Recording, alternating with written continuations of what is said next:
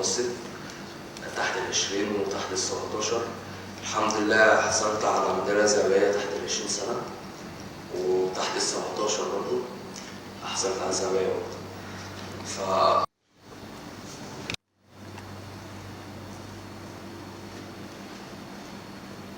يعني كل الدعم لشبابنا في كافة الأنشطة الرياضية اللي بينفذوها، ويمكن حضراتكم شايفين ان الأنشطة الرياضية والبطولات الفردية والألعاب الفردية يمكن في محافظة إسماعيلية، سواء كان في السباحة أو النهاردة تكريم الأبطال من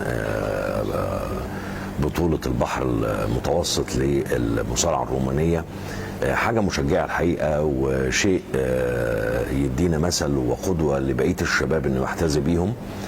وده شيء مهم جدا ان الشباب عندنا يبقى مهتم بالرياضة ويتميز ويتفوق فيها ويحرز بطولات، وفي نفس الوقت يبقى مهتم ايضا بالمراحل التعليمية اللي هو موجود فيها.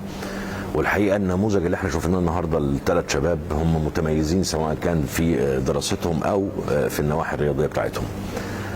المحافظة طبعا ومديرية الشباب والرياضة في المحافظة، والمحافظة بتقدم لهم كل الدعم اللي هم محتاجينه في أي مجال، لأن احنا محتاجين ان ندعم الشباب ده ونقف وراه لحد ما يحصد هذه البطولات.